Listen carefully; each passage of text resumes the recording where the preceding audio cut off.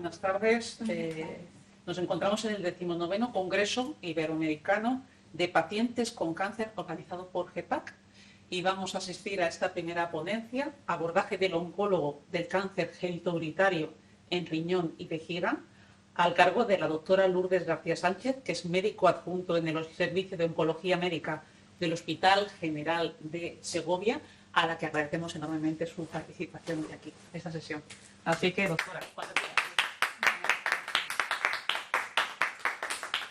Bueno, buenas tardes a todas. Para mí es un honor, un placer y una responsabilidad estar aquí con todos vosotros. Permitidme que os tutee. Me podéis tutear también vosotros a mí. Yo soy la encargada de hablar de cáncer de vejiga y cáncer de riñón. Soy oncóloga en el Hospital de Segovia, como la Inmaculada ha dicho. Sí, no sé si quieren entrar en la chica. Sí. Y me dedico en parte al cáncer genitourinario en mi práctica clínica asistencial. Entonces, vamos a empezar a hablar sobre el cáncer de renal y de vejiga. En cualquier momento me podéis parar, interrumpir. Yo quiero que os acerquéis a mí y que no me tenga que acercar yo a vosotras, ¿vale? Entonces, cualquier duda, cualquier pregunta, aunque sea una pregunta que vosotras pensáis, bueno, eso es una tontería. No hay preguntas estúpidas. Yo creo que, y a veces esas preguntas estúpidas los médicos no las conocemos. Entonces yo creo que hay que saber diferenciar realmente de esas preguntas estúpidas a preguntas que no tienen respuesta, que es muy diferente.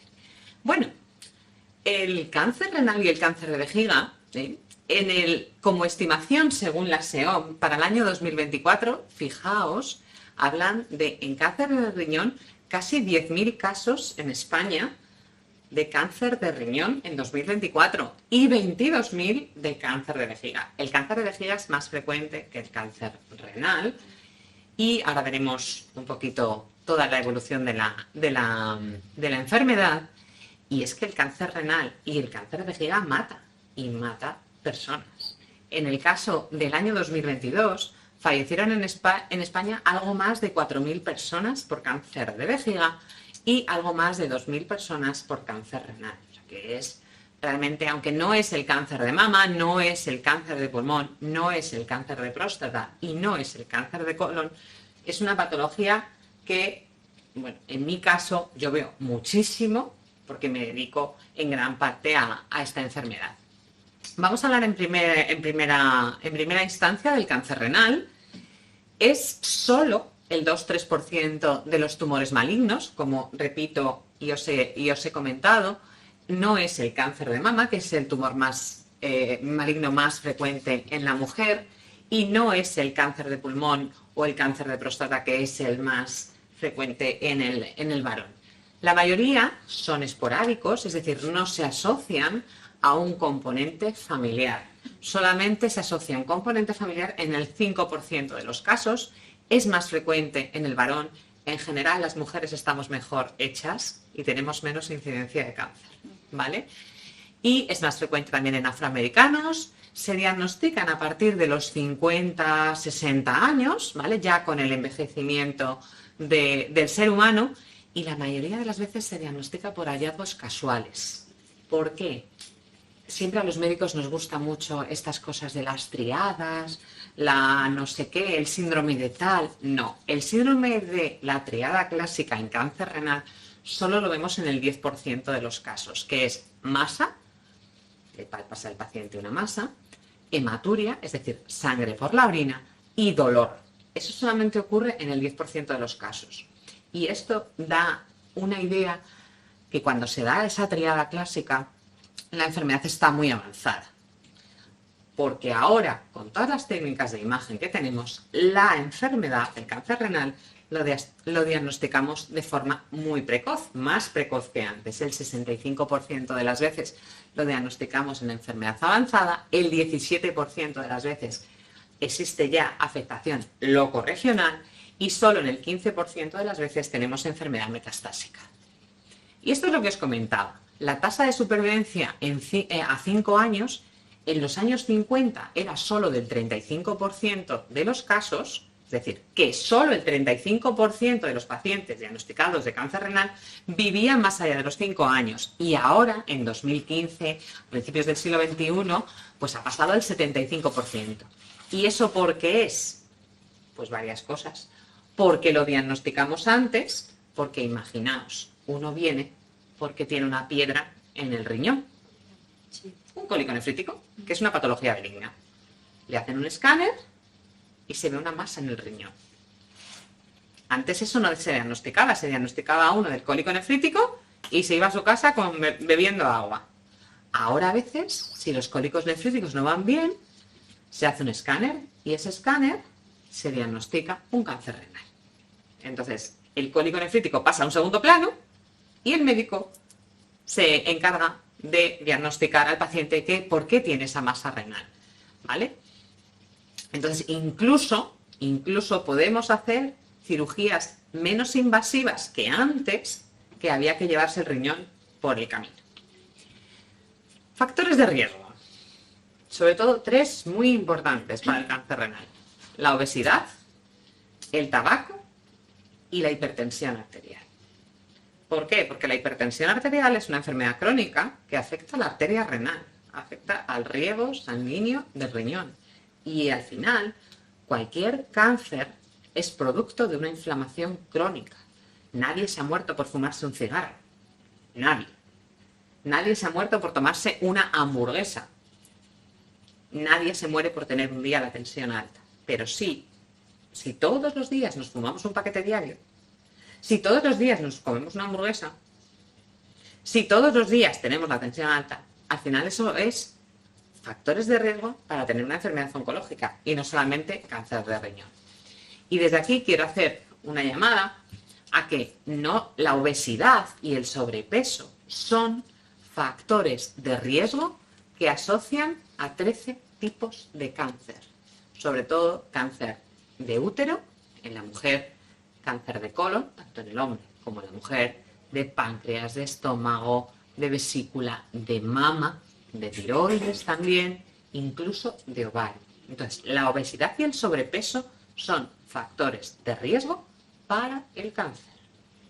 No sé si os acordáis cuando en plena pandemia todo el mundo decía es que la gente con sobrepeso y obesidad se muere antes por COVID. ¿Por qué? Porque la obesidad es un estado proinflamatorio crónico. Y cuando tú tienes un estado proinflamatorio crónico, al final eso desencadena una activación excesiva del sistema inmunológico cuando pasa algo. ¿Qué pasa? Pues que había gente que no sabíamos por qué, pasaba el COVID sin pena ni gloria y sobre todo gente más gordita, más rellenita, acababa con un tubo de ataque. Y eso muchas veces ocurría porque la obesidad es un estado proinflamatorio y eso hay que cuidarlo. No solamente eso, sino que 1 de cada 3 muertes por cáncer se debe a 5 factores de riesgo evitables.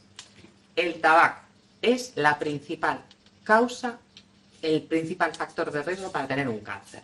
El 40% de los cánceres está producido por el tabaco. Yo siempre digo que yo vivo del tabaco. Y a mí me preguntan, ¿pero qué tienes? ¿Un estanco? Digo, no, soy oncóloga. Yo vivo del tabaco. El tabaco es el pan de mis hijos. Si prohibiera al gobierno fumar, me desaparecería el 40% de mi clientela. Entonces, de aquí, yo no sé si vosotras fumáis, creo que no, ¿vale? Pero si tenéis amigos, familiares, hijos, por favor, que dejen de fumar.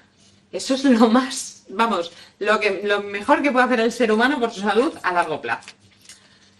Obviamente, también yo vivo del alcohol. Obviamente, el alcohol en grandes cantidades, ¿vale? Nadie se ha muerto por tomarse una copita de vino. Pero si la gente se bebe 3, 4 copitas de vino diariamente, ya sí. Porque el alcohol es un cocarcinogénico al tabaco. O sea, potencia el efecto cancerígeno del tabaco. El sedentarismo y la obesidad muchas veces van asociadas. Y la alimentación. No tomamos suficiente verdura, comemos demasiado, no quemamos lo que comemos. Y al final esto es una balanza. Si tú quemas 2.000 calorías al día y metes 4.000, pues vas a engordar. Eso es así. Tienes un más 2.000, no hay más. Y desgraciadamente tenemos una vida muy sedentaria. Vosotras mismas estáis ahora sentadas y vais a estar sentadas 1 hora. Y habéis venido en sentadas. Bueno, y por lo menos el autobús y el metro, quieras que no, por lo menos unas escaleritas ya subes. ¿Vale? Pero trabajamos sentados. Estamos en casa sentados. ¿Qué ganas tengo de llegar a casa y sentarme? Que a mí también me pasa. Pero hay que hacer un esfuerzo por salir a hacer deporte. Caminar rápido. Ella camina bastante. Caminar rápido, a una velocidad a la que no se nos permita hablar. Porque si tú vas hablando con la vecina... De paseo. Vamos conversando nosotros en la iglesia. Claro. Hay que andar a una velocidad a la que te duelan las piernas y que no, y que te agigoles, que tengas disnea, que te falte un poquito. Oye, vete más despacio, chica. Pues eso. Ahí, ¿vale?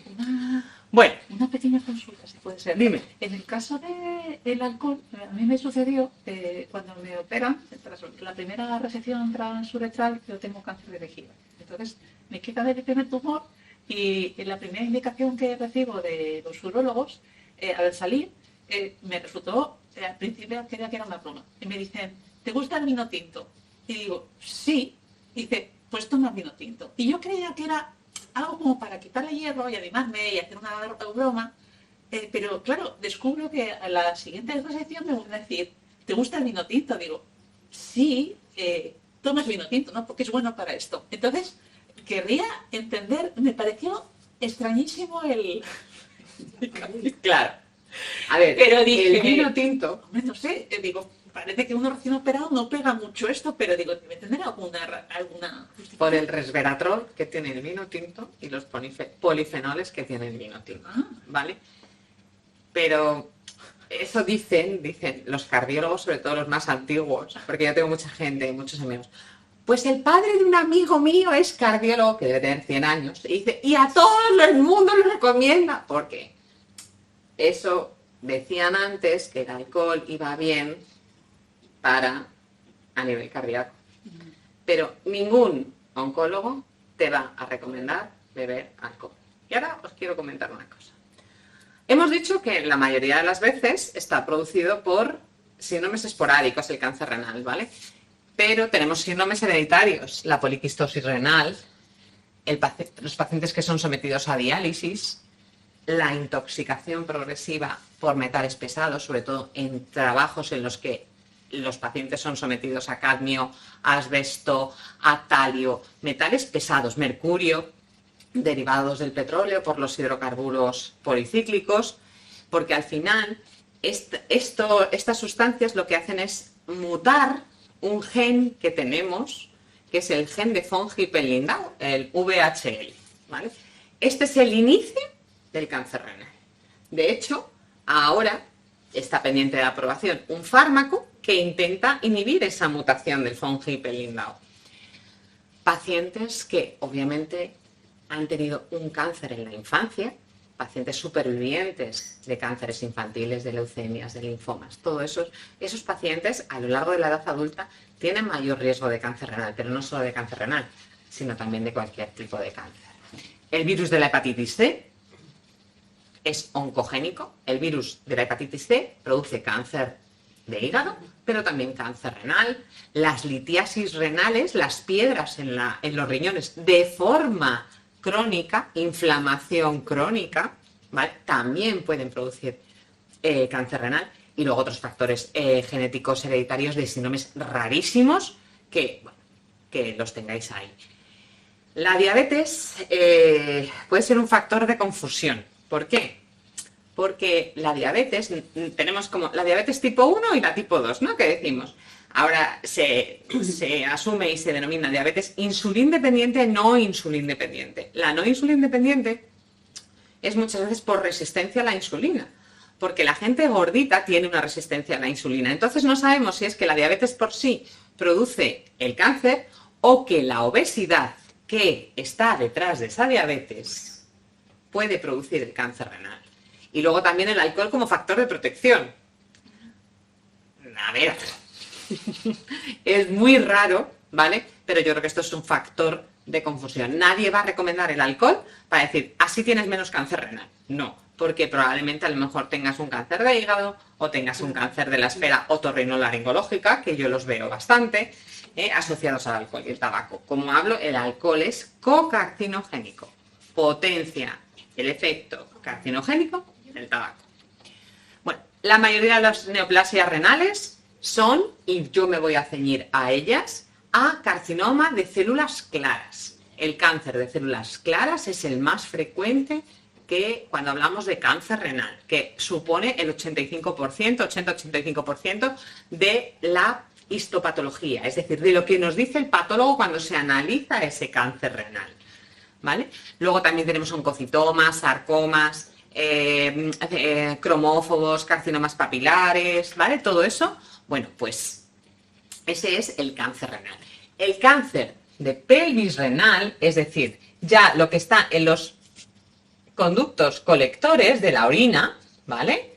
Eso ya es diferente. Es un carcinoma de células transicionales que se asocia y que se parece más al cáncer de vejiga. Entonces, prácticamente, el cáncer de pelvis renal, de donde se recolecta la orina del riñón, es muy parecido al cáncer de vejiga. Por eso los tratamos muy similares, con tratamientos oncológicos similares al cáncer de vejiga.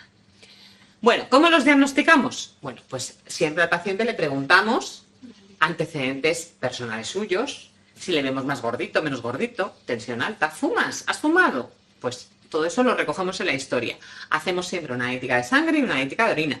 Por eso, por la hematuria, porque los pacientes con cáncer renal a veces sangran. Hacemos una ecografía abdominal en el que muchas veces se diagnostica ya el tumor, que vemos una masa renal y ya entonces hacemos un escáner, un TAC, una tomografía axial computerizada de tórax, abdomen y pelvis. En caso de que haya dudas, porque a veces el cáncer renal produce metástasis óseas, hacemos una gamografía ósea y sometemos al paciente a un PET, que es una tomografía por emisión de positrones. ¿Es diferente el PET al TAC? Es un TAC. Lo que pasa que en el TAC metemos contraste iodado y en el PET metemos glucosa marcada con flúor. Otro contraste. El PET no es la panacea. Es decir, no, que me hagan un PET. Muchas veces en el PET no vemos lesiones de menos de 1 centímetro, porque son tan pequeñitas que el PET no distingue si eso es bueno o malo. Te dice que hay algo, pero muchas veces incluso el radiólogo nuclear del PET te dice, mejor hazle un seguimiento con escáner, porque el escáner es más sensible. También hacemos resonancia magnética para ver sobre todo la estructura que rodea al tumor, que al cirujano le ayuda bastante. Y en desuso está la pielografía intravenosa, que es meter contraste para ver simplemente las imágenes con radiografía. Eso ya está muy en desuso.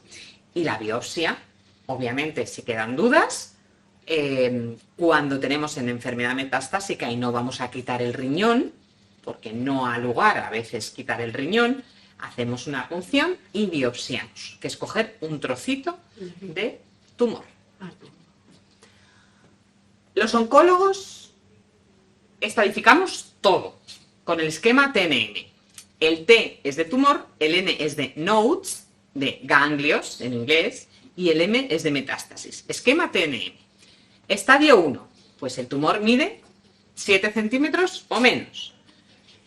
El estadio 2, T2, N0, es decir, no hay ganglios, M0, no hay metástasis, el tumor mide más de 7 centímetros.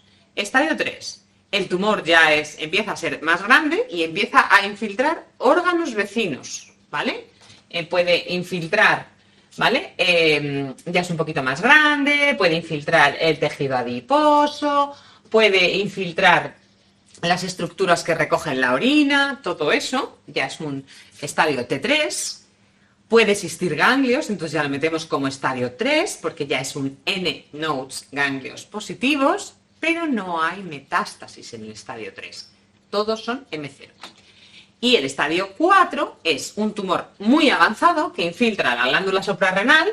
La glándula suprarrenal es una glándula que está encima del riñón, o sea, el nombre tampoco se mataron mucho a ponerle el nombre muy rimbombante, es una glándula que está encima del riñón y por eso se llama glándula suprarrenal. Y puede infiltrar los vasos, ¿vale? Entonces ya son tumores muy avanzados o que tienen metástasis, ¿vale?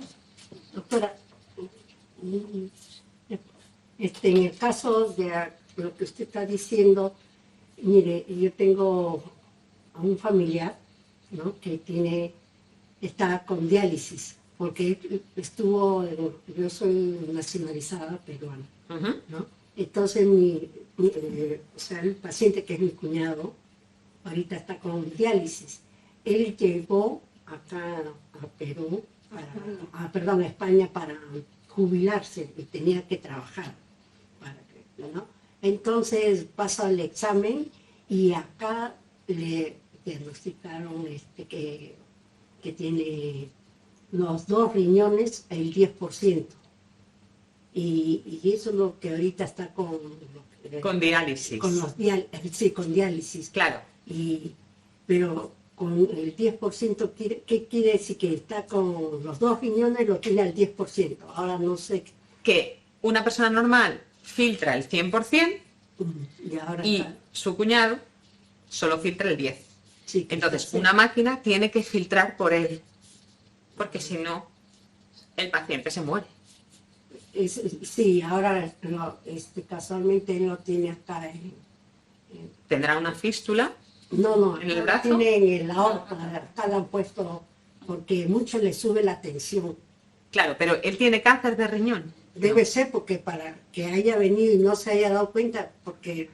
Es que no, porque si está en diálisis... Sí, diálisis, es diálisis. Pero... Los 2 riñones... Sí, pero ¿tiene cáncer o no tiene cáncer? ¿O es que el riñón no funciona? Es que es diferente. Puede ser que el riñón no le funcione, pero no tenga cáncer. No tenga cáncer. Claro, hay mucha gente que no le funciona bien el órgano. Diálisis diabético, yo vi en su... Vamos a ver. Probablemente lo que me está contando es que él tiene una diabetes, sí, y el riñón es 2. uno de los riñones, ¿vale? Son órganos que se afectan mucho por la diabetes. Sí, entonces, porque se llama nefropatía diabética. A ver. ¿Vale? Entonces, esos porque él ha sido pacientes... gordito, Claro. y entonces yo sabía que... Entonces, ahora eso, porque la diabetes al final termina por adelgazar. Cuando una diabetes no va controlada... ¿Cómo no te vas a dar cuenta si has adelgazado un montón y viene acá para...? Pero la diálisis Sí. es que una máquina hace la función de tus riñones. No tiene nada que ver con un cáncer renal. Un cáncer es una enfermedad maligna. Y un cáncer, si no se coge a tiempo, te mata. Y en el caso de la diálisis, Entonces, los 2 riñones los tiene al 10%. Claro, entonces eso al final sí habrá que buscar un trasplante renal. Sí, eso es lo que... A los 2 riñones. No, se trasplanta un solo riñón, porque se puede vivir con un solo riñón. Así. Pero ahorita está con diálisis. Pero eso no tiene nada que ver. No, o sea, no, está bien, o sea, No, veces no es que esté bien, No es que está- no tiene nada que ver con el cáncer, eso está problema. Claro, es otra Su enfermedad. cuñado tiene otra enfermedad que no tiene nada que ver con el Claro, cáncer. claro. Entonces, bien. si les parece bien, seguimos con la ponencia. Vale. Entonces, ¿qué hacemos? Pues cuando tenemos un cáncer localizado, ¿vale? Lo que hacemos es quitar el riñón. ¿Vale? Quitamos el riñón. Quitamos el riñón, quitamos la glándula que está encima del riñón. Si vemos que puede estar infiltrada, que ese tumor puede infiltrar, puede rascar, quitamos los ganglios que vemos que pueden estar afectados y resecamos, quitamos los ganglios los órganos que pueden afectar también, que pueden estar afectados por el cáncer. Puede estar afectado el bazo, en el caso del riñón izquierdo. Puede estar afectado el hígado, en el caso del riñón derecho. Entonces, eso te llevas un trozo, ¿vale? Porque intentas quitar, los cirujanos intentan quitar la máxima enfermedad para que no quede tumor. Porque si queda tumor, mal, ¿vale? En caso de que el paciente solo tenga un riñón, que sea monorreno, ahí lo tenemos un poco complicado. ¿Por qué? Porque si tú solo tienes un riñón y te lo quitan, tienes que entrar en diálisis. Porque ya no tienes riñones. Ya no hay riñones. Y no te van a trasplantar hasta dentro de 5 años. Porque eso es una contraindicación absoluta para un trasplante. Tener cáncer en los últimos 5 años. Entonces, si tenemos tumores chiquititos, lo que podemos hacer es una resección parcial de ese cáncer y dejar al paciente con una reserva de riñón, pues por lo menos para que vaya tirando un poquito, ¿vale? Y en caso de no ser viable esa nefrectomía, porque el paciente no pueda ser sometido a una nefrectomía, o porque los tumores, y que puedan ser tumores chiquititos, lo que hacemos es quitarlos con frío, ¿vale? Como nitrógeno líquido parecido, ¿vale? Porque los congelamos y luego también podemos someter al paciente a calor, todo lo contrario, con alta energía, con radiofrecuencia. O unas técnicas que ahora utilizamos que nos ayudan mucho a los oncólogos de radioterapia, que es la SBRT, que es como radiocirugía, que es una radioterapia que es como rayos X en una zona muy concreta, ¿vale? En una zona muy chiquitita, con una dosis de rayos X muy grande. Entonces, por eso se llama radiocirugía, porque es radioterapia con intención quirúrgica, pero realmente tú al paciente no le operas, ¿vale? Bueno, ¿y qué hacemos algo más? Pues el cirujano, el urólogo, cuando a uno le quitan el riñón, llama corriendo al oncólogo. Oye, ¿y ahora qué hacemos? Tú ponle algo. Pues claro que les ponemos algo. ¿Qué les ponemos? Inmunoterapia. Ahora, actualmente tenemos aprobado en España un fármaco que es el pembrolizumab, que es un anticuerpo monoclonal, que es inmunoterapia. ¿Cuál es el mecanismo de acción de la inmunoterapia? Estimular nuestro sistema inmunológico. Porque cuando un paciente oncológico cuando un paciente tiene un cáncer, es una persona inmunodeprimida. Entonces, muchas veces, si estimulamos nuestro sistema inmunológico, lo que hacemos es que las posibles células que puedan quedar por el torrente sanguíneo, con este fármaco, le decimos al glóbulo blanco que espabile, que se tome un café y que destruya esas células tumorales que pueden quedar sueltas. ¿Vale? ¿Qué pasa? Bueno, pues que desgraciadamente no siempre encontramos los pacientes que tengan el tumor solo restringido al órgano, al riñón, y que se haya podido ir el tumor a otro lado, ¿vale? Entonces, ¿qué hacemos? Pues hay que ver qué extensión tiene ese tumor. Vemos que a lo mejor el cáncer es muy avanzado, local, y que incluso tiene una lesión pulmonar, que con el PET, la técnica que os he dicho antes, ¿vale? Vemos que esa lesión es mala. Pues si solamente tenemos eso, el riñón y un pequeño nodrito en el pulmón, pues a lo mejor sí que podemos ir a por todo. Podemos ir a por el riñón y a por la metástasis en el pulmón. Y volvemos a dar tratamiento con pembrolizumab, que también lo tenemos financiado en España para ese tipo de cáncer renal metastásico con una sola metástasis donde sea. Me da igual si es en el pulmón o en el hueso, mientras que se quite, ¿vale? Pero si el paciente tiene múltiples metástasis, ahí ya no podemos hablar de tratamiento quirúrgico curativo. Ahí ya nos vamos a tratamiento de primera línea metastásica. Pacientes que son sometidos a tratamiento ya oncológico. ¿Y qué hacemos? Pues es el oncólogo quienes nosotros ya decidimos qué tratamiento vamos a administrar. Y va en función del tipo de cáncer de riñón, de la situación del paciente. Nosotros, el ECOG, son siglas en inglés, que nos guiamos por cómo está el paciente, si el paciente trabaja, si el paciente hace su vida completamente normal, inmaculada, que es profesora, da clases, está perfecta, ¿vale? Ustedes están perfectas, pero a lo mejor en cuanto tú ves al paciente entrar por la puerta te dices, uff, este señor no lo va a llevar bien. No se ducha solo, no come solo, está mucho tiempo en la cama, porque el paciente está muy deteriorado. Pues entonces, ahí el oncólogo sabemos qué tratamiento tenemos que administrar y qué tratamiento puede aguantar el paciente. Hay que tener en cuenta todos los antecedentes personales que tiene el paciente, si le ha dado un infarto, si no le ha dado un infarto hace 10 años, si tiene una nefropatía diabética. Todo eso influye en nuestro quehacer diario a la hora de beneficiar a nuestros pacientes.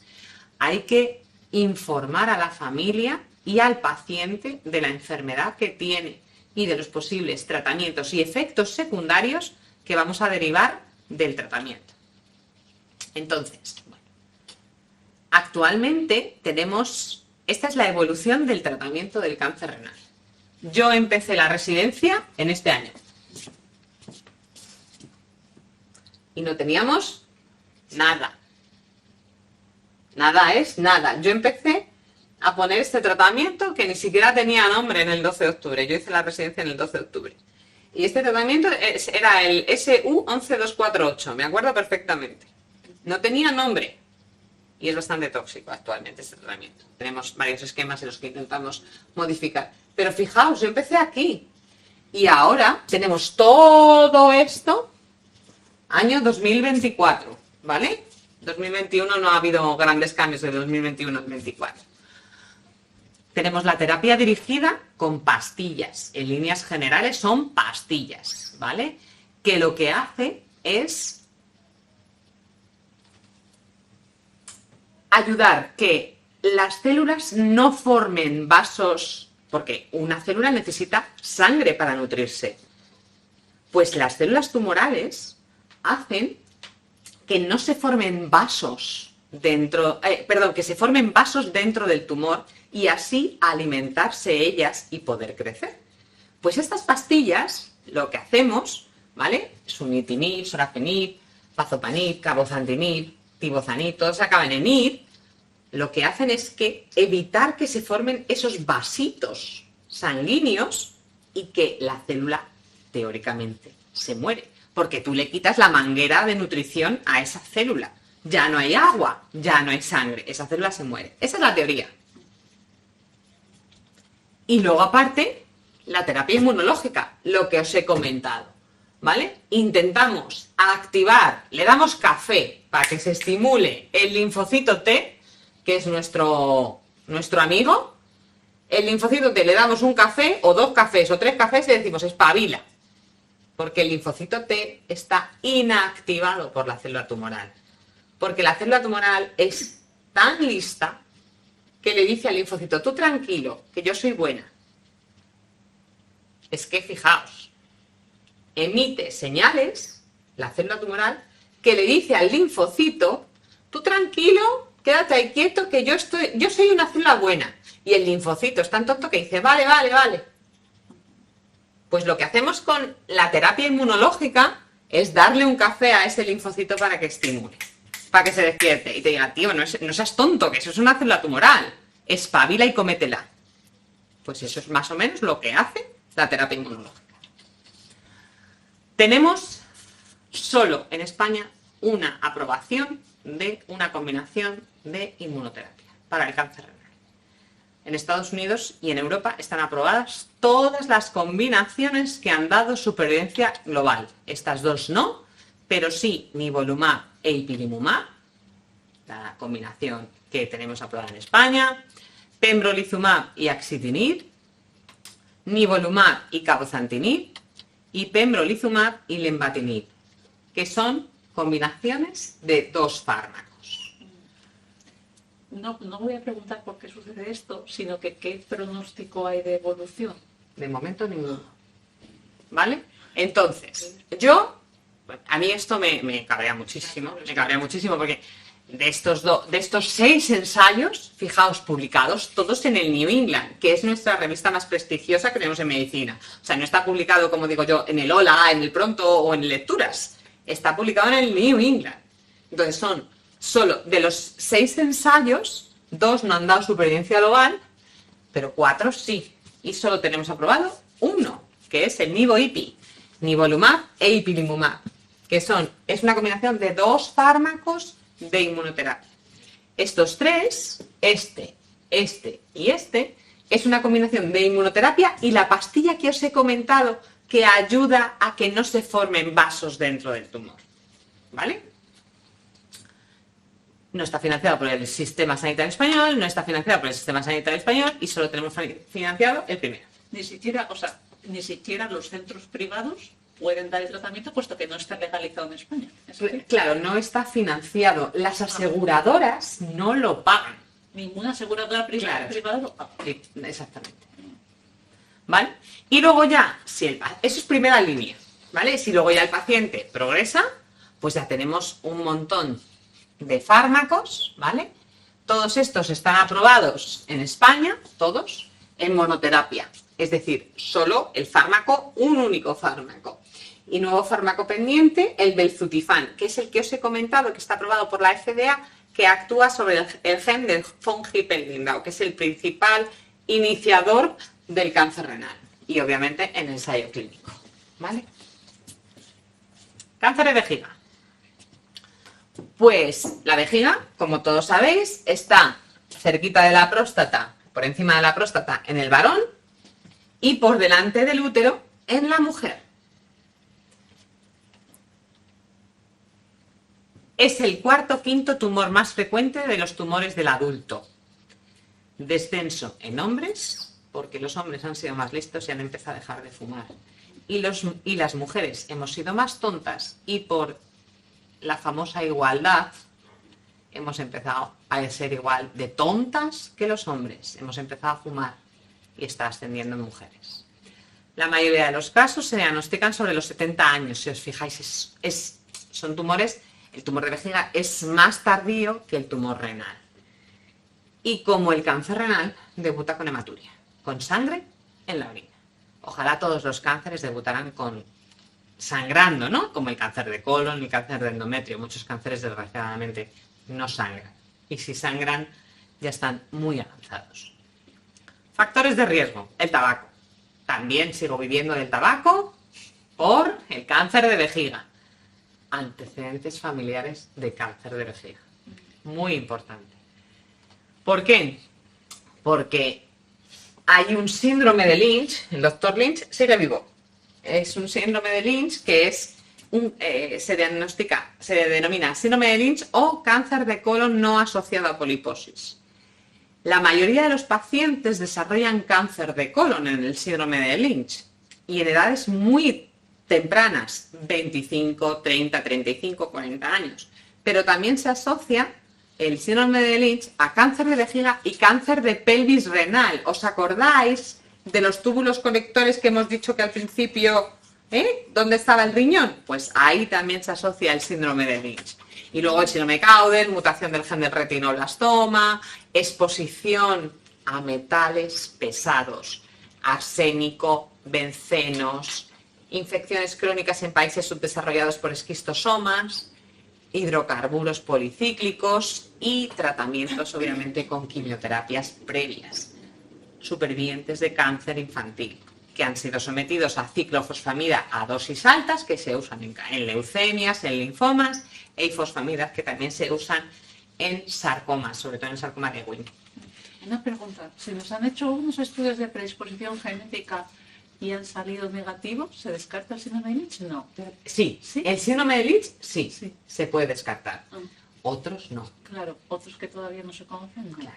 Lo digo porque si uno está fuera de toda esa casuística, o estaríamos en una situación de predisposición genética que todavía no se haya podido evaluar, o estaríamos en una serie de orígenes extraños, que no están dentro de los tipos más frecuentes. Claro, exactamente. Eso es. Hay otros síndromes que se pueden asociar a cánceres de vejiga o cánceres de colon. Yo muchas veces digo que el principal factor de riesgo para tener un cáncer es que alguien de tu familia lo haya tenido, independientemente del cáncer. Claro. Porque decimos, el cáncer de Angelina Jolie. Todos sabéis que Angelina Jolie tiene una mutación en BRCA2. Su madre murió de un cáncer de ovario, su abuela murió de un cáncer de ovario y ella se quitó los ovarios y se quitó los pechos porque está mutada. Ella es guapísima por fuera, pero por dentro está muy mal hecha, ¿vale? Entonces, esta gente tiene mayor riesgo de cáncer. Pero ese lo hemos descubierto, ese sabemos cuál es. Pero el gen del brazo corto del cromosoma 4 no sabemos hoy, a 2024, si puede desembocar en un síndrome heredofamiliar de Claro. cáncer de vejiga. Vale, ¿Vale? vale, vale. Pues nos queda mucho por conocer. Mucho. Estamos en... Si es la vida de una persona, estamos, yo creo que, no sé, como bebés de chupete, todavía. A nivel genético. Sí, sí, sí. Bueno, y en el cáncer de vejiga también nos guiamos por el TNM, el sistema de estadificación que os he comentado. El T1, poquito, no infiltra, el T2 empieza a infiltrar la mucosa, el T3 ya se va para afuera y el T4 infiltra los órganos vecinos. La mayoría de los cánceres de vejiga son no músculo-invasivos, no infiltran la mucosa, no músculo-invasivos. El 75% de los casos. Gracias a Dios. ¿Por qué? Porque debutan con hematuria. Sangran y el paciente va al médico. Y lo cogemos aquí. T1, carcinoma in situ, o un TA, que es NA. NA y menos. Muy chiquititos. Esto es el 70-75% de todos los cánceres de vejiga. Yo no veo tanto cáncer de vejiga. ¿Por qué? Porque lo ven los urólogos. ¿Cómo? Ahora iremos viendo. Esto es lo que veo yo. Cuando empieza a pillar la mucosa, a partir de T2. Cuando la vejiga, el tumor de la vejiga, rasca un poquito más en las paredes de la vejiga, T3 y T4. Y solamente el 5%, 5-7% de los pacientes debutan con enfermedad metastásica. Es decir, que se ha ido el tumor a otro lado, a nivel pulmonar, ganglios por aquí, en metástasis hepáticas, ¿vale? Todo eso solamente ocurre en un 5% de los pacientes. La mayoría de las veces, en un 95%, lo pillamos a tiempo. Bueno, enfermedad no músculo invasiva, es decir, poca chicha. Lo que tenemos que lo ven los urólogos. ¿Qué hacemos? Hacemos una resección transuretral, hacemos una cistoscopia, metemos un catéter a través de la uretra, ¿vale? Y le quitamos, le rascamos el tumor al paciente. En caso de que el tumor esté localizadito, ¿vale? Podemos administrar quimioterapia, mitomicina C, quimioterapia intravesical o BCG, que es como la proteína de la tuberculosis, porque esta activa el sistema inmunológico dentro de la propia vejiga para despertar a los glóbulos blancos, ¿vale? Y que actúe contra el tumor. Actualmente se están desarrollando un montón de dispositivos intravesicales con quimioterapia, gencitabina y enfortumab, que dejas como... ¿sabéis lo que es un pretzel? El bollo ese... Sí. que creo que es alemán o austriaco o algo así, que es como que forma de corazoncito y tal. Pues eso es el dispositivo de enfortumab, que actualmente creo que tiene aprobación por FDA ya, pero no está en Europa todavía. ¿Y qué veo yo? Como oncóloga, yo veo la enfermedad músculo-invasiva, que ¿cómo hacemos? La mayoría de las ocasiones yo doy un tratamiento de quimioterapia preoperatorio, entre 4 y 6 ciclos de quimio, que en función de cómo veamos al paciente, esos antecedentes personales, esos factores de riesgo cardiovasculares, las enfermedades que trae previamente el paciente, administro uno u otro. Esto simplemente para que lo sepáis. Y posteriormente le digo al cirujano, opéramelo. ¿Qué? Hay que quitar la vejiga. Y es una putada quitar la vejiga. Porque tienes que llevar una bolsa toda tu vida. Pero hoy por hoy, a no ser que tengamos un ensayo clínico, enfermedad músculo-invasiva tiene que ir a cistectomía, ya sea antes de la quimio o después de la quimio. Cuando quitamos la vejiga, el paciente vuelve a nuestra consulta y le decimos, ahora te vamos a dar un tratamiento de inmunoterapia. Nivolumab, adyuvante, como complemento a la cirugía, en caso de determinados pacientes. Y actualmente, ¿vale?, en paciente que no se quiere quitar la vejiga bajo ningún concepto, porque los médicos tampoco podemos poner una pistola en la sien a los pacientes y decirle, ¿te tienes que quitar la vejiga sí o sí? Si no, no te trato. No. Tenemos una cosa que se llama terapia trimodal, el TTM.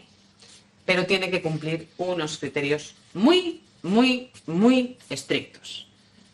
Menos de 5 centímetros, que no haya carcinoma in situ, que sea un único foco, resección transuretral extrema, que no quede nada, nada, nada, nada de tumor, ¿vale? Eso lo comentamos siempre en los comités multidisciplinares, donde nos reunimos varios médicos de diferentes especialidades, y lo que hacemos es resección transuretral, lo que os he dicho de la cistoscopia y resecar el tumor a través de la uretra, quimio y radio, que es lo que se llama preservación vesical.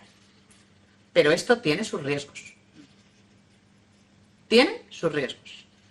Y solo hay que hacerlo en músculo invasiva, no enfermedad no músculo invasiva. ¿Vale? Lo que es esto. Ahí sí podemos hacer la terapia trimodal. Hay gente que no se quiere quitar la vejiga, por lo que os he dicho. En esto y en esto, no. Ahí se hace resección transuretral y... Una pregunta. Dime. ¿En qué momento puede evaluarse si ese tumor es unifocal o multifocal? Con cistoscopia. Sí, pero ¿en qué momento? ¿Antes de someterse a la primera resección o después se puede evaluar? Se puede evaluar en una second look, que llamamos una segunda vistazo. ¿Vale? Sí. Se puede hacer porque tú haces una resección primero y dices, tienes un cáncer de vejiga. Sí, es un T2. Y entonces y dice, yo no me voy a quitar la vejiga. Bajo ningún concepto. Tenemos pacientes que lo han hecho y han asumido los riesgos. Ya. ¿Vale? Entonces hay que echarle un segundo vistazo. ¿Vale? Y decimos, no queda nada, no hay carcinoma in situ, el tumor era de menos de 5 centímetros, no estaba pegado al orificio ureteral, ¿vale? Eso es una contraindicación absoluta. Y si un paciente empieza en un tumor no muscular infiltrante y desgraciadamente evoluciona a un no infiltrante, ¿se puede hacer entonces la biopsia? Hay que hacer siempre biopsia. O sea, siempre. Hasta que el tumor no sea infiltrante, no merece la pena hacer biopsia.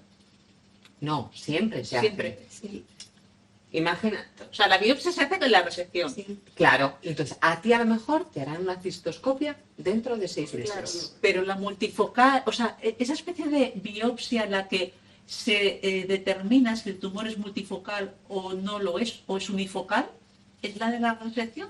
La primera. Ah, sí, ahí sí. Ahí exactamente. O sea, por ejemplo, tú puedes tener un solo tumor y haber otro por ahí. ¿Y eso sale en el diagnóstico de la patología? No, Porque yo te lo he visto- dice el urólogo que ha hecho la cistoscopia. Múltiples focos de carcinoma de vejiga. Él no te va a decir que es un papilar, porque eso al final te lo dice el patólogo. La cistoscopia es simplemente echar un vistazo a través de la Claro. uretra. Ya está. El patólogo es el que te dice... Exactamente. Claro. Pero si a uno le operan, vamos a ver, uno tiene un tumor, le operan, no te hacen antes la cistoscopia, sino que te operan y entonces ya, No. Primero se hace una cistoscopia. antes de la operación, de la primera. Se hace cistoscopia. Ah, claro, Y luego se entonces- hace resección transuretral. Ay, sí, Se puede hacer resección transuretral en la primera cistoscopia. ¿La intervención quirúrgica de la que me estás hablando es una cistectomía? No. No, la RTU. Una vamos. RTU. Sí, se hace Para un cistoscopia y RTU. Y si no, si nunca he tenido cistoscopia, por eso yo no sé, claro, ¿Y cómo te hicieron la RTU? directamente. Sí, pero claro, pero se hace a través de la cistoscopia. Vamos a ver. Vamos a ver. La RTU se hace a través de la cistoscopia y lo que quiero decir es que de esa cistoscopia Sí. tiene que haber una prueba en la que se evalúe si el tumor es unifocal o multifocal. Se Eh, sabe. Claro, te lo dice el patólogo. Y a lo mejor el urólogo ha cogido otra muestra de otro sitio. Y si no ha visto nada más, no coge más muestras. Eso se ve muy claramente en la cistoscopia. Son lesiones blanquecinas. Ya. Vale. Lo normal Es que tengo el resultado, o sea, es el tipo de tumor, no sé, ¿Sí? no sé cuántos, pero yo no sé si es unifocal o multifocal. Porque no habrá nada más. Será un único foco que hayan cogido. Ah. Entonces, eso te vendrá. Se recibe lesión de, no sé, 1 centímetro, ¿vale? Que asocia a células, bla, bla, bla, bla, bla, te lo va describiendo, pero si solo tienes un trocito, ese es el tumor. Y en la segunda, si sale un TEA combinado, que fue mi caso, un TEA combinado con un FIS, Sí. eso no significa que sea multifocal. No.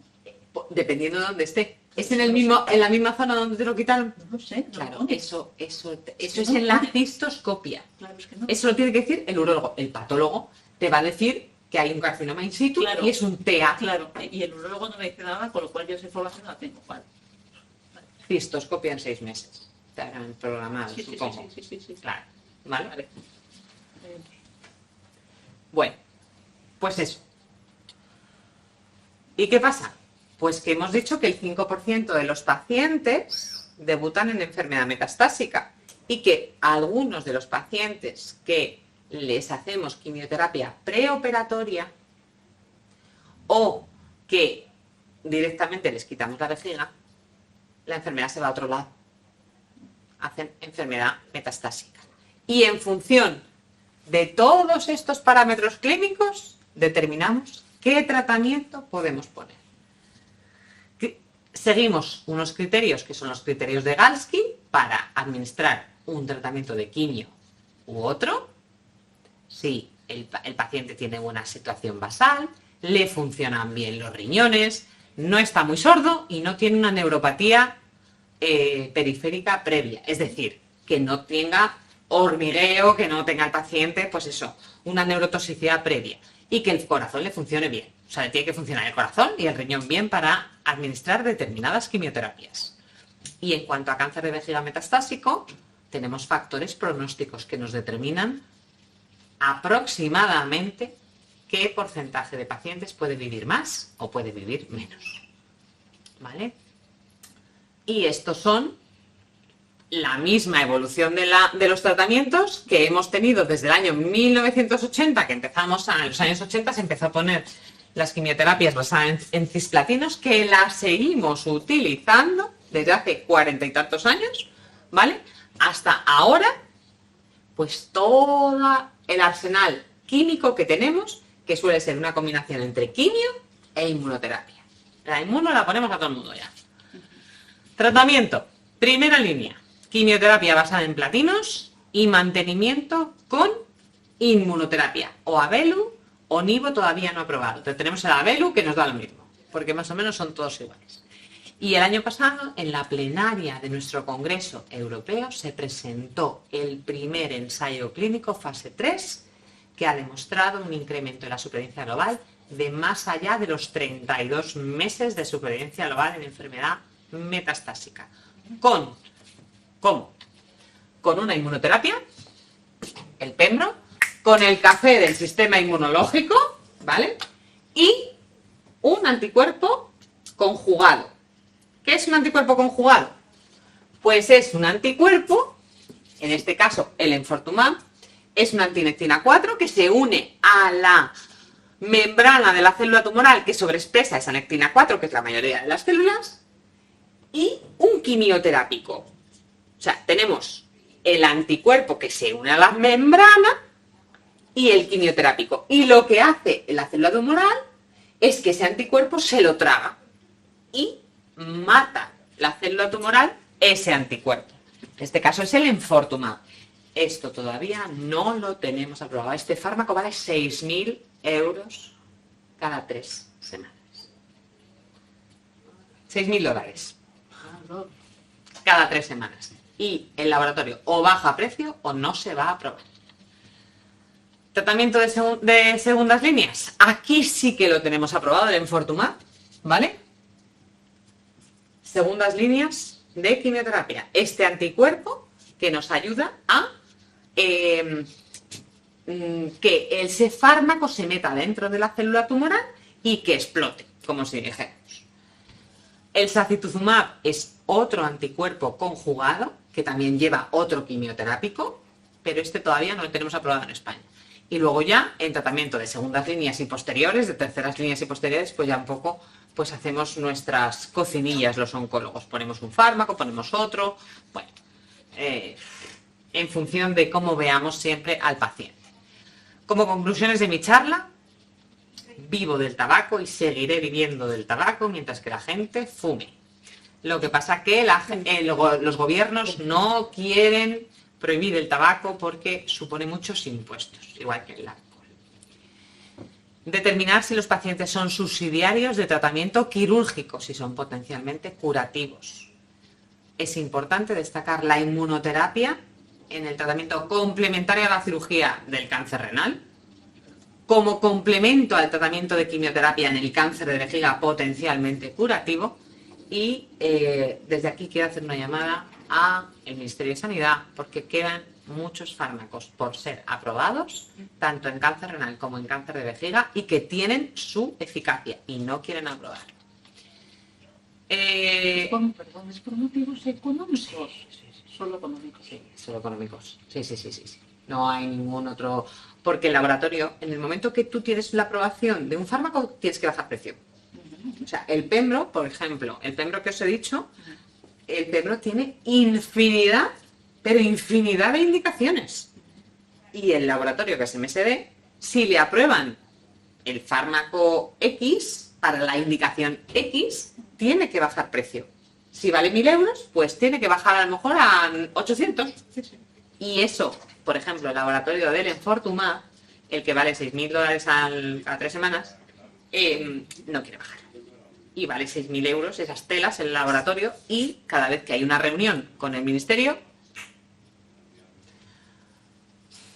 pues no lleva sus frutos.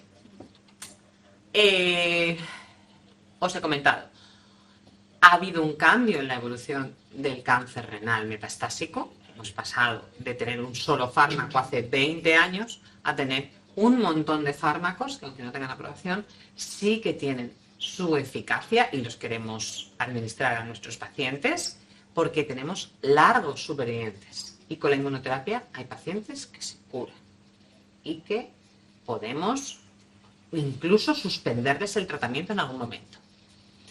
Han aparecido actualmente en el panorama actual anticuerpos conjugados en el cáncer de vejiga, pero es súper importante destacar el equilibrio entre la eficacia del medicamento y conseguir una calidad de vida adecuada para el paciente. Sabiendo que la secuencia de los tratamientos, es decir, qué vamos a poner cuando el paciente progrese, todavía nosotros no lo tenemos claro. Y es muy importante animar a nuestros pacientes que participen en ensayos clínicos porque a nosotros eso es lo que nos ayuda a avanzar. Y como última conclusión, yo siempre digo que confiéis en vuestro oncólogo, que es el que mejor os conoce a vosotros y conoce vuestra enfermedad. Y muchísimas gracias.